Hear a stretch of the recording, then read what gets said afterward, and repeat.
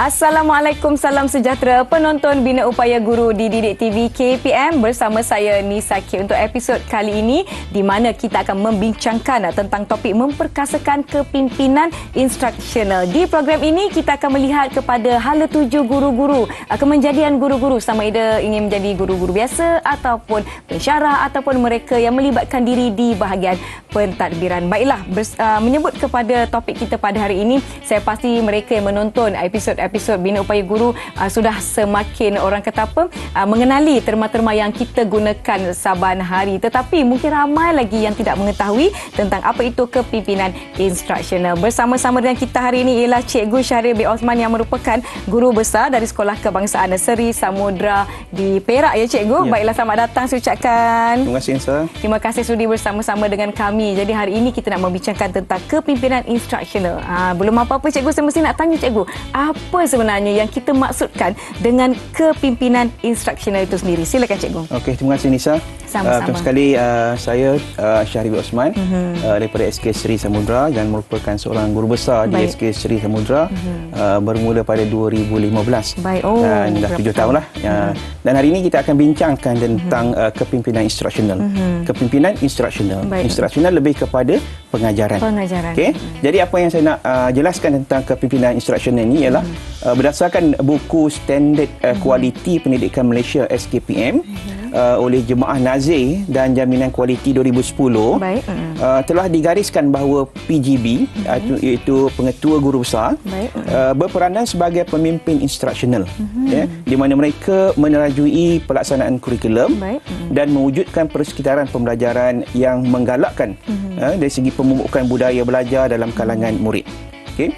Dan seterusnya kalau kita tengok dari segi maksud-maksud lain yang dinyatakan oleh beberapa orang pakar, kepimpinan instruksional juga dilihat sebagai kepimpinan yang memberi kesan yang positif. Kesan yang positif dalam menyediakan guru-guru ke arah melaksanakan perubahan. Dan ada juga mengatakan bahawa PGB yang berkesan adalah proaktif. Bukan hyperaktif, proaktif kan. Terutamanya yang berkaitan dengan pengajaran dan kepentingan murid-murid serta bertindak sebagai kepimpinan instruksional. Jadi dari situ kita boleh faham bahawa kepimpinan instruksional ini lebih kepada kepimpinan yang merujuk kepada pengajaran dan pembelajaran yang melibatkan keupayaan murid dan juga guru. Baik, membaca kepada kepimpinan instruksional dan juga saya ada melakukan sedikit pembacaan tentang apa model-model yang digunakan seperti model Highlander, iaitu merangka dan menyampaikan matlamat sekolah. Ini antara elemen yang utamalah di dalam model tersebut. Boleh Cikgu jelaskan dengan lebih lanjut bagaimana elemen ini diterjemahkan untuk memperkasakan lagi kepimpinan instruksional ni? Okey. Ada 11 elemen yang berkaitan dengan kepimpinan instruksional oleh region ini yang kita fokuskan kepada 3 aspek, iaitu mendefinisikan misi sekolah, kemudian ada menguruskan program instruksional dan juga mewujudkan iklim pembelajaran positif. Dan di sini saya nak gunakan dari kesempatan yang ada ini, saya akan ambil beberapa sahaja aspek untuk kita jelaskan berkaitan dengan kepimpinan instruksional. Dan hari ini saya lebih kepada perkongsian. Perkongsian saya sebagai pemimpin, sebagai pentadbir di sekolah, bagaimana saya terapkan kepimpinan instruksional di sekolah. Dan saya suka kongsikan pada hari ini bagaimana pencapaian saya sebagai seorang guru akademik biasa dan juga sebagai pentadbir. Okey. Dari pencapaian sebagai guru, kalau tengok dari segi daripada pencapaian saya daripada saya mula posting pada tahun 1996 hinggalah ke tahun 2012, saya cuma ada 4 sahaja anugerah yang saya dapat, iaitu Guru Universiti Negeri dan juga Kebangsaan. Tetapi selepas saya menjadi seorang pentadbir bermula tahun 2016, saya ada lebih kurang hampir 20 pencapaian ataupun anugerah yang saya terima dari peringkat daerah, negeri dan juga kebangsaan dan juga antarabangsa. Jadi saya rasa sebagai pentadbir dalam aspek kepimpinan instruksional, maksudnya kita bukan menganggap sebagai pentadbir tak boleh menekankan kepada instruksional yang kita boleh menggalakkan ataupun membantu murid ke arah minat kepada peningkatan akademik dan juga kurikulum. Jadi di situ menunjukkan bahawa pentadbir adalah satu bahagian ataupun satu aspek yang boleh memberikan inspirasi dan juga motivasi melalui keupayaan kita. Betul. Dan juga apa yang kita lakukan yang boleh memotivasikan mereka. So, sebagai contohnya sebagai pentadbir, kita boleh buat sesuatu yang boleh memberikan impak yang baik, terutamanya kepada murid dan juga guru kita. Betul. Melalui kejayaan-kejayaan yang kita lakukan. Baik, saya pasti bahagian pentadbiran sekolah, guru besar maupun pengetua di sekolah-sekolah antara yang menjadi tulang belakang yang memberikan sokongan utama kepada guru-guru seandainya guru-guru ingin orang kata apa mencapai ataupun mengutarakan sesetengah idea untuk memastikan cara pembelajaran murid itu lebih kreatif, lebih berkembang dan sebagainya. Jadi ini adalah antara perkara yang kita bincangkan pada hari ini, di mana bagaimana seseorang pemimpin di bahagian pentadbiran itu membantu mendorong guru-guru juga menggunakan kepimpinan instruksional ini. Baiklah, kita nak rehat seketika. Jadi yang di rumah jangan ke mana-mana. Kita akan sambung perbualan kita selepas ini di Bina Upaya Guru Didik TV KPM.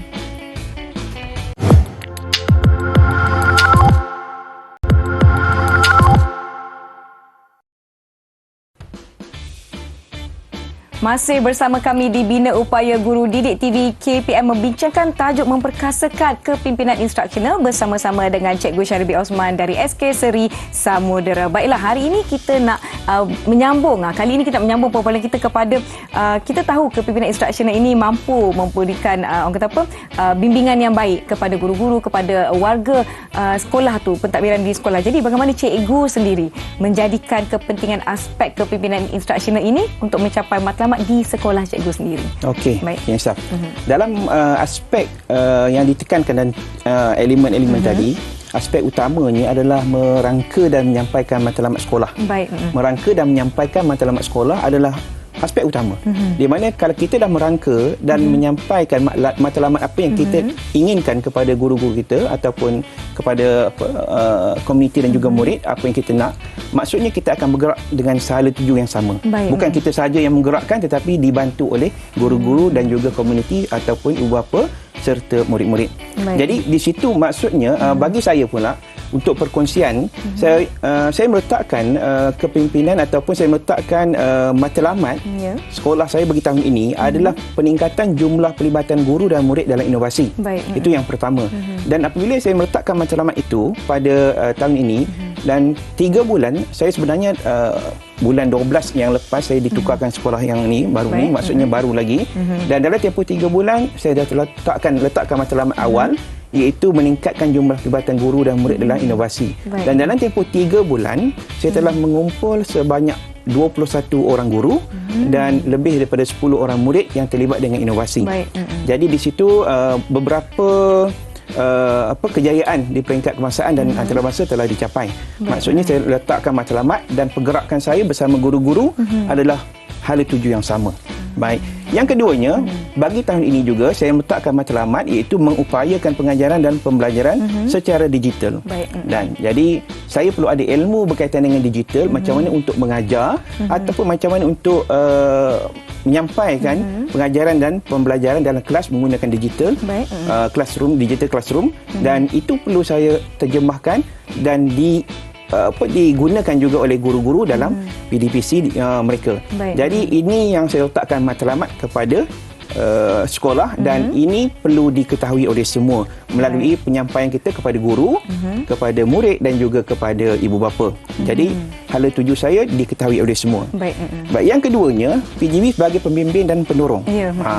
Jadi kalau kita nak pastikan guru-guru kita akan berada bersama dengan kita, kita perlu jadi sebagai seorang pembimbing dan membimbing bagi meningkatkan kecekapan individu dan kualiti pengurusan sekolah. Jadi pembimbingan saya dengan guru-guru adalah saya akan berada bersama dengan mereka. Kita bukan sebagai kalau seorang pentadbir ataupun guru besar ataupun pengetua, kita cuma mengarah, tak boleh. Kita kena ada bersama atau orang kata sebut turun padang. Betul. Ataupun saya nak ulang baliklah kod yang saya telah gunakan di episod yang lalu, iaitu do not work for me but work with me. Yes. Macam with tu. me, betul. Maknanya bergerak dalam satu kumpulan, bergerak bersama-sama. Dan di situ dalam kumpulan 21 orang guru tu, saya berada bersama dan saya juga bersama dalam kumpulannya itu untuk membentuk inovasi yang kami masuk, kami sertai dan akhirnya kami mencapai kejayaan di peringkat kebangsaan dan juga antarabangsa. Dalam waktu yang singkat cikgu dari sekolah baharu, bagaimana cikgu menjadi pendorong ataupun aspek dorongan yang bagaimana cikgu berikan kepada guru-guru di sekolah ini cikgu? Okey, dari segi dorongan pula saya selalu menggalakkan guru-guru saya supaya sentiasa meningkatkan aspek profesional diri. Baik. Kalau mereka nak menyertai, saya akan galakkan menyertai apa-apa pertandingan ataupun nak mencari menyertai ataupun masuk apa-apa kursus yang berkaitan peningkatan profesionalisme diri. Saya akan galakkan sebab itu adalah salah satu dari segi peningkatan mereka untuk meningkatkan keupayaan diri. Dan seterusnya mereka akan dapat menterjemahkan kepada murid-murid. Itu yang penting.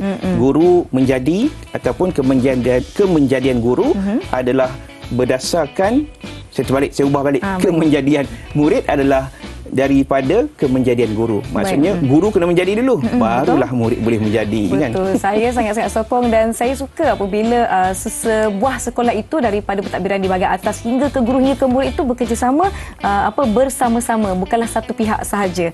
Yang mana saya pasti ada cabarannya. Secara ringkasnya mungkin cikgu boleh kongsikan apa antara cabaran yang dihadapi dan bagaimana cabaran itu diatasi. Baik. Sebagai seorang kita panggil leader di sekolah untuk dapatkan semua orang sokong kita dengan apa yang kita hajatkan ataupun kita matlamatkan, kita tak akan dapat 100%. Betul, bukan mudah ya. Bukan mudah. Kalau nak tunggu 100% rasanya bertahun-tahun dan kita akan cuba pelbagai cara tapi tak akan mampu. Jadi apa saja yang ada, katakan daripada 100% guru yang yang ada, tetapi dalam 50 ke 60% yang menyokong kita, kita bergerak dengan yang ada. Dan yang lain insya-Allah akan ikut kita.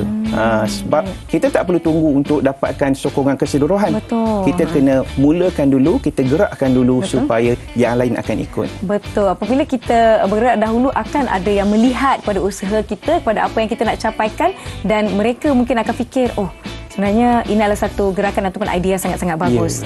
Jadi saya pasti bukannya mudah pada awalnya, tetapi ianya akan menjadi mudah sekiranya kita berusaha untuk mencapai. Pasti ada momen-momen di mana rasa macam gagal untuk capai sesuatu matlamat. Tapi orang kata apa, jangan berputus asa ya. Jangan berputus asa dan cuba lagi. Kita akan sambung perbualan kita selepas ini. Ada lagi soalan-soalan yang berkaitan dengan pemerkasaan kepimpinan instruksional yang saya nak tanyakan kepada Cikgu Syahri pada hari ini. Tetapi sebelum itu, jom kita rehat seketika. Yang di rumah jangan ke mana-mana, kembali selepas ini ke Bina Upaya Guru di Didik TV KPM.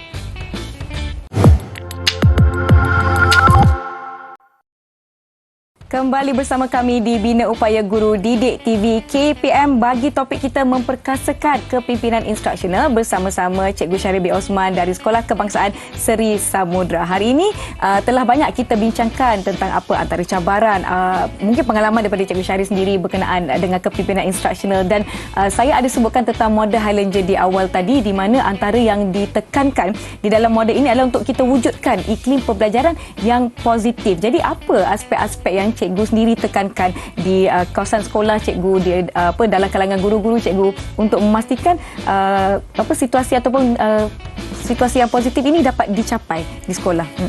Okey, terima kasih Ustaz. Baik, untuk aspek yang berikutnya adalah mewujudkan iklim pembelajaran positif. Baik. Dan saya suka kongsikan bagaimana saya buat di sekolah. Dan apa yang saya buat di sekolah ni mungkin di sekolah lain tak ada buat. Dan bukan yang saya buat ni adalah yang terbaik, tapi saya suka untuk kongsikan. Apa yang saya buat pertamanya adalah menyediakan ganjaran kepada guru bagi memotivasikan mereka ke arah menjalankan tanggungjawab serta tugas dengan bersungguh-sungguh. Antara perkara yang saya buat adalah saya buat setiap bulan saya akan pilih 5 orang pekerja sama ada guru dan juga kaitan dengan sekolah yang lain untuk diterima sebagai kerja terbaik bulanan dan seterusnya kita akan berikan sedikit hadiah lah dan juga sijil. Dan undian tersebut sebenarnya saya ambil masa 2 tahun. Lama memikir apa aspek yang ataupun kaedah yang saya boleh gunakan supaya orang tak nampak ataupun cikgu tak nampak saya bias. Kan apabila kita nak buat sesuatu, kalau kita yang beri keputusan, orang akan kata kita bias, kan. Jadi saya buat satu Google Form di mana dalam Google Form tu undian dibuat oleh cikgu-cikgu dan juga AKP ataupun staf yang lain tanpa melibatkan saya. Mereka akan pilih rakan-rakan ataupun diri mereka sendiri. Sekiranya bulan tersebut mereka rasa mereka buat kerja yang terbaik, mereka boleh pilih diri sendiri dan seterusnya boleh pilih rakan mereka yang 4 lagi. Jadi di situ berlaku undian dan pemilihan berdasarkan apa yang mereka lihat sepanjang bulan tersebut. Betul. Kalau saya nak pusing satu sekolah nak tengok guru-guru saya ataupun staf saya untuk bekerja sepanjang bulan tersebut, pastinya tak mampu. Sekolah besar kan. Jadi itu antara yang saya gunakan aspek yang dari segi ganjaran untuk guru-guru. Yang kemudiannya keduanya, saya akan memudayakan perkembangan profesional melalui perkongsian ilmu dan kemahiran. Kita tahu setiap guru dia ada kepakaran tertentu. Betul. Kan? Kita yang tak korek kita ataupun kita yang tak tahu. Jadi kita boleh dapatkan apa kepakaran yang mereka ada dan seterusnya daripada situ kita akan galakkan supaya mereka buat perkongsian secara dalaman di sekolah ataupun perkongsian dengan kawan-kawan ataupun guru-guru lain di sekolah ataupun dalam daerah ataupun di negeri. Kita dah ada kemudahan, kita boleh buat secara online kan. Jadi itu antara yang saya tekankan, iaitu membudayakan perkembangan profesional. Saya pasti dalam pelbagai aspek yang ingin dicapai ada sesuatu halangan. Tadi cikgu dah kongsikan apa dia cabaran cikgu sendiri hadapi, tapi pernah tak berlaku di mana seorang guru di sekolah cikgu menghadapi masalah dengan murid di kelas, kemudian mungkin meminta bantuan kepada cikgu bagaimana nak menghadapi satu situasi tersebut, bagaimana nak menyelesaikan satu masalah tetapi masih di dalam iklim situasi yang positif di sekolah. Okey. Saya ada satu situasi iaitu sebelum waktu PKP dan juga selepas buka sekolah di mana cikgu ada masalah dengan murid yang tak selalu jarang hadir. Kehadiran mereka disebabkan ketidakajaran mereka disebabkan oleh masalah kesihatan, sama ada dijangkiti oleh COVID ataupun demam. Jadi saya akan buat, ada cikgu-cikgu mengatakan macam mana nak buat ni, murid yang tak datang ni, tak datang, tak tahu kan, maksudnya banyak ketinggalan. Jadi apa yang perlu kita buat? Jadi saya ada kebolehan berkaitan dengan pembelajaran secara hybrid, di mana saya mengajar di dalam kelas dan juga mengajar murid yang ada di rumah. Jadi saya kena buat dulu. Okey, kepimpinan instruksional saya kena buat dulu. Saya kena tahu supaya cikgu-cikgu lain akan ikut apa yang saya boleh buat dan mereka juga akan boleh menguasai kemahiran tersebut. Orang kata apa, menetapkan model supaya mereka dapat lihat, dapat perhatikan bagaimana ianya dilakukan, kemudian mereka boleh mengaplikasikan di dalam kelas mereka sendiri. Ya, betul. Ini satu perkara yang sangat hybrid, kerana saya hanya tahu mengenai kerja secara hybrid, tapi kelas secara hybrid ini sangat-sangat orang kata apa, bagus untuk kita laksanakan secara meluas lagi. Baiklah, saya pasti dalam pada nak mencapai sesuatu tu, dalam pada nak membudayakan, nak memperkasakan kepimpinan instruksional di sesebuah komuniti, di sekolah bukannya mudah. Pasti ada pihak-pihak yang membantu cikgu sebagai seorang pemimpin di sekolah. Siapakah mereka-mereka ini? Okey, yang pertamanya saya memang mendapat sokongan yang padu daripada ibu bapa daripada PIBG. Dan mereka adalah antara orang kuat, orang kuat saya untuk organisasi yang kuat untuk membantu saya dalam setiap perkara yang saya laksanakan. Dan seterusnya adalah PPD. PPD Manjung memberikan sokongan yang sangat kepadu pada saya. Ya, sebab mereka ingin melahirkan pemimpin-pemimpin yang mempunyai keupayaan instruksional macam ini, supaya melahirkan lebih ramai lagi pemimpin di dalam daerah khususnya yang dapat membantu ke arah pencapaian dan juga kecemerlangan sekolah di dalam daerah. Yang seterusnya saya juga dibantu ataupun digalakkan, didorong oleh JPN Perak khususnya, yang sentiasa memberikan kata-kata semangat dan juga platform yang betul, yang tepat kepada saya untuk saya terus berkongsi dengan rakan-rakan guru besar ataupun pengetua yang lain. Dan semestinya lah KPM adalah antara induk ataupun organisasi yang sangat-sangat membantu sebagai untuk saya sentiasa berkongsi dengan rakan-rakan di peringkat negara, peringkat kerajaan, melalui sama ada melalui perkongsian macam ni ataupun melalui sebab saya seorang guru matematik, saya mengajar matematik, jadi banyak peluang yang diberikan kepada saya untuk berkongsi di peringkat guru-guru dan juga murid seluruh negara. Baik, untuk kita orang kata apa, membudayakan kepimpinan instruksional di sekolah ini bukan sesuatu yang mudah, dan mungkin ini baru peringkat awalnya ya cikgu. Bagi cikgu sendirilah di sekolah cikgu, bagaimana dengan visi ataupun misi mungkin 3 ke 5 tahun akan datang? Apa yang cikgu bayangkan nak laksanakan di sekolah? Okey, saya meletakkan sasaran saya, sekolah itu adalah hub inovasi ataupun sekolah inovasi dalam daerah. Di mana kalau sebut sekolah inovasi, mereka akan pergi ke SK Sri Samudra. Yang keduanya, saya menetapkan juga sekolah itu sebagai contoh sekolah kelas digital ataupun pelajaran secara digital, di mana semua guru, bukan setakat saya ataupun beberapa orang guru saja yang menguasai kemahiran tersebut, tapi semua guru. Dan itu dalam proses, dan saya nampak guru-guru yang sebelum ini mungkin nampak pembelajaran secara digital itu agak susah ataupun memerlukan kemahiran tinggi, tapi selepas 2-3 kali saya berkongsi dengan mereka, mereka mengatakan pengajaran melalui pembelajaran secara digital ni lebih membantu untuk meningkatkan keupayaan murid dan pemahaman murid. Jadi itu antara target saya lah dalam tempoh 2-3 tahun ini, supaya saya dapat memberikan satu impak yang baik, khususnya kepada kecemerlangan pendidikan dan juga akademik di sekolah. Baiklah cikgu, memandangkan waktu sangat cemburu dengan kita, sebelum kita akhiri, saya ada satu soalan terakhir. Mungkin cikgu boleh jelaskan dengan terperinci dan juga secara ringkasnya apakah perkongsian ilmu melalui PLC dan juga LADAP ini? Okey. Perkongsian ilmu melalui PLC dan LADAP ataupun yang kamu panggil perkongsian LADAP ni ataupun latihan dalam perkhidmatan ini, perkongsian ini dijalankan di peringkat sekolah melalui guru-guru yang mempunyai kemahiran, dan mereka akan kongsikan dengan guru-guru lain. Itu adalah sebagai salah satu meningkatkan profesional diri. Jadi perkembangan ilmu itu akan berkembang, bukan setakat pada seorang, tapi lebih kepada orang lain. Dan perkongsian itu bukan terhad kepada sekolah sendiri, tapi juga dengan sekolah-sekolah lain. Baiklah, sedikit kata-kata akhir Cikgu Syari kepada penonton-penonton. Mungkin harapan Cikgu, silakan. Okey, harapan saya bukan yang terbaik, tetapi saya cuba memberikan yang terbaik, dan saya mengharapkan supaya apa yang kejayaan yang ataupun anugerah yang saya dapat akan memberikan suntikan semangat dan juga inspirasi kepada pentadbir-pentadbir di sekolah, dan kita cuba berikan sesuatu impak sebelum kita pencen, supaya kita meninggalkan sekolah dengan nama yang baik, nama yang harum, dan memberikan galakkan juga kepada guru-guru lain untuk terus bersama dengan kita.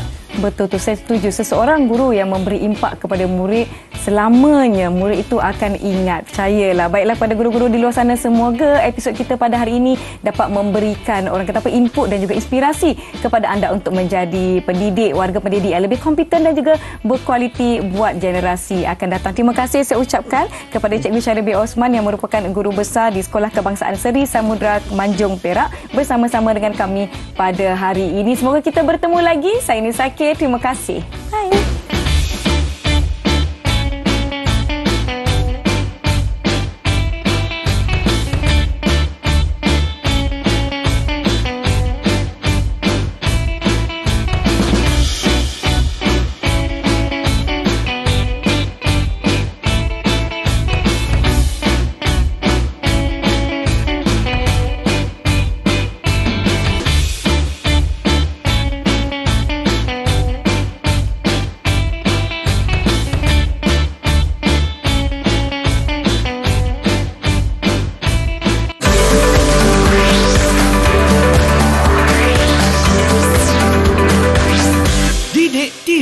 KPM